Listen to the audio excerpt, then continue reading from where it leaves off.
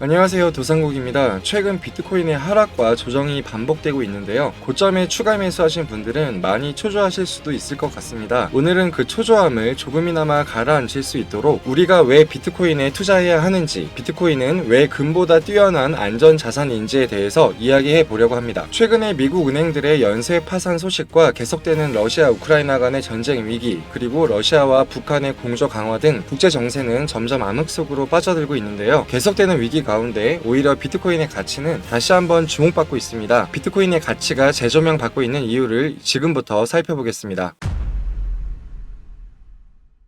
과거에는 다이아몬드, 금과 같은 보석류가 안전자산으로 각광받았는데요. 디지털 시대인 지금은 비트코인이 금의 역할을 대신하고 있기 때문에 디지털 금이라는 별명을 가지게 되었습니다. 금은 물리적 자산으로서 보관과 운반에 어려움이 있지만 비트코인은 디지털 자산으로 인터넷만 있으면 어디서나 접근이 가능한데요. 이 접근성은 굉장히 중요한 요소입니다. 최근 전쟁 사례를 살펴볼게요. 러시아 우크라이나 전쟁 당시 비트코인은 그 뛰어난 접근성 때문에 여러 목적으로 사용되었어요. 첫째, 기부 목적입니다. 전쟁 당시 우크라이나는 전쟁 자금을 지원하기 위해서 비트코인을 포함한 암호화폐 기부를 적극적으로 받아들였는데요. 과거의 전통적인 금융 시스템을 이용한다면 국가와 국가 간의 경계를 넘어야 하기 때문에 굉장히 복잡한 절차와 오랜 송금 시간이 발생했을 겁니다. 그러나 비트코인을 통한 기부는 보호자금이 절실히 필요했던 우크라이나 국민들에게 신속히 전달될 수 있었죠. 디지털 금으로서의 비트코인이 제 역할을 제대로 한 것이었습니다. 둘째, 개인자산 보호 목적입니다. 전쟁 발바로 러시아의 루블화는 폭락했는데요. 정당한 사유 없이 외국을 침략한 러시아에 대한 보복수단으로서 루블화를 국제사회에서 사용할 수 없도록 스위프트 결제망에서 배제했기 때문입니다. 당시 국제사회의 제재로 러시아의 루블화는 국제사회에서 사용할 수가 없었기 때문에 러시아의 물가는 수직으로 상승했고 러시아 루블화의 가치는 계속해서 폭락했습니다. 열심히 모은 내 재산이 하루 사이에 계속해서 쪼그라들었다는 겁니다. 이후 사람들은 어떻게 행동했냐면요. 루블화를 신용할 수 없던 사람들이 비트코인을 사재게 했다는 기사입니다. 비록 전쟁이라는 암울한 사건 때문이긴 했지만 비트코인이 국가가 발행한 화폐보다 훨씬 뛰어난 안전자산이라는 것을 입증한 순간이기도 하죠. 이러한 사례에서 보듯이 비트코인의 활용은 앞으로 다가올 전쟁 위기 상황에서 더욱 그 가치를 인정받을 수밖에 없습니다. 이 점이 왜 중요하냐? 러시아 우크라이나의 전쟁은 아직도 끝날 기미를 보이지 않고요. 최근 중국과 대만의 분쟁도 점점 심각해지고 있습니다. 이 분쟁이 심각해지면 미국도 끼어들 수밖에 없고 세계 기축통화인 달러와 위안화의 지위도 흔들릴 가능성이 생깁니다. 그러면 위안화, 달러화로 재산을 보유한 사람들은 본인들의 재산을 처분하고 비트코인을 보유하려고 할 겁니다. 그 수요는 계속해서 늘어나게 되겠죠. 그렇다고 해서 비트코인이 전쟁 위기에서만 그 가치를 인정받게 되는 건 아닙니다. 오히려 금융위기에서 비트코인의 가치와 수요는 더욱더 높아지는데요. 애초에 비트코인의 탄생 배경이 서브프라임이라는 역대급 금융위기였는데요. 서브프라임을 간단히 설명드릴게요. 서브프라임 위기는 2007년부터 시작된 거대한 금융위기였습니다. 신용이 없는 사람들에게 너무 많이 집담보 대출을 해줬고 결국 이 사람들이 대출금을 못 갚게 되고 집값도 폭락을 했죠. 그 결과로 은행들이 망하고 이게 전 세계 경제까지 휘청이게 만든 거대한 사건이었습니다. 이 사건을 계기로 전통적인 금융 시스템에 대한 불신과 국가가 발행한 화폐 시스템에 대한 의심이 생겼고 권력과 국가의 통제에서 벗어난 비트코인이 발명된 겁니다. 즉 비트코인은 애초에 금융위기로부터 안전해지고 싶은 욕망에서 개발된 것이니 더욱 금융위기의 그 가치를 인정받을 수 있는 디지털 금인 셈이죠. 그런데 다시는 오지 않을 것 같았던 서브프라임과 같은 사태가 지금 미국에서 다시 벌어질 수도 있다는 공포감이 생겨나고 있는데요. 그 원인은 작년부터 미국에서 시작된 은행들의 파산 사태입니다. 대표적으로 실리콘밸리 은행, 시그니처 뱅크, 퍼스트 리퍼블릭 뱅크 같은 곳들이죠. 은행의 파산은 사람들의 뱅크런을 일으키는데요. 은행을 신뢰할 수 없는 사람들이 돈을 인출하는 행위를 말합니다. 은행이 파산하면 자신의 예금도 사라질 수 있기 때문에 사람들이 새벽부터 줄을 서가며 돈을 인출하는 겁니다. 세계에서 가장 큰 채권 운영 회사 중 하나인 핌코도 최근에 미국 은행들의 연쇄 파산에 대해서 강력하게 경고했는데요. 이런 상황은 시장에서 불안을 더욱 키우고 사람들이 은행을 덜 믿게 만들 수 있습니다. 이런 불안한 상황 속에서 비트코인 같은 암호화폐가 주목을 받기 시작했는데요. 은행이 흔들리면 사람들은 돈을 안전하게 보관할 새로운 방법을 찾기 마련입니다. 그래서 비트코인에 대한 관심이 높아질 수 있죠. 실제로 은행 시스템에 대한 대한 믿음이 떨어질 때 암호화폐에 대한 수요는 보통 증가하곤 합니다. 비트코인의 탄생 배경 자체가 은행 시스템, 금융 시스템의 불신 때문이니까요. 결국 미국 은행들의 파산 문제는 사람들이 은행보다는 비트코인 같은 암호화폐를 더욱 신뢰하게 만든 계기가 되고요. 이는 암호화폐가 경제 불안정에 대처하는 좋은 방법으로 떠오르고 있다는 신호라고도 볼 수 있습니다. 여기까지 비트코인이 안전자산, 디지털 금으로서의 그 가치를 설명드렸고요. 다음은 비트코인이 투자 자산으로서도 가치가 있는지 이번에는 온체인 데이터로 살펴볼게요. 위차트는 뭐냐면 거래소가 보유하고 있는 비트코인의 총량을 차트로 나타낸 겁니다. 검정색 선이 비트의 가격이고요. 파란색 선이 거래소가 보유한 비트코인의 수량입니다. 일반적으로 거래소에서 보유 물량이 많을수록 비트코인의 매도 압력이 높아지기 때문에 가격은 하락하는 경향이 있는데요. 차트를 보면 거래소 물량은 지속적으로 하락하는 걸 알 수 있습니다. 이 말은 뭐냐면 비트코인을 대부분 자신의 개인 지갑에 보관하고 있고 계속해서 가격이 상승할 거라고 믿는 사람들이 많다는 뜻입니다. 이번엔 거래소 간 스테이블 코인 비율을 살펴볼게요. 검정색이 비트코인 가격이고 파란색 선이 스테이블 코인 보유량 비율인데요. 이 값이 낮을수록 스테이블 코인의 보유량이 많다는 뜻이니 코인을 구매할 수 있는 구매 여력이 높다는 의미입니다. 즉 비트코인의 가격 상승 가능성도 높다는 거죠. 파란색 선이 지속적으로 하락하고 있기 때문에 비트코인의 가격 상승 여력은 점점 더 높아지고 있습니다. 이렇게 온체인 데이터를 살펴봤을 때 비트코인은 지금의 가격보다 훨씬 더 가파르게 가격이 상승할 거라고 보고 있습니다. 비트코인은 안전자산이면서도 투자 자산으로서의 그 가치도 확인할 수가 있는 거죠. 정리하겠습니다. 오늘은 비트코인이 금보다 뛰어난 안전자산인 이유와 나아가서 투자 자산으로서의 전망도 있는지 살펴봤습니다. 국가 시스템과 금융 시스템이 정상적으로 작동할 때에는 비트코인의 역할이 작을 수 있습니다. 그러나 비트코인은 전쟁 위기와 금융 위기처럼 시스템이 망가질 때일수록 비트코인의 가치와 가격은 계속해서 오를 수밖에 없는데요. 그리고 안타깝게도 전쟁 위기와 금융 위기는 계속해서 반복될 것 같습니다. 위기가 반복될 때마다 비트코인의 가격은 계속해서 신고가를 갱신하게 되겠죠. 오늘 영상은 여기서 마치고요. 영상이 유익하셨다면 좋아요, 구독 부탁드립니다.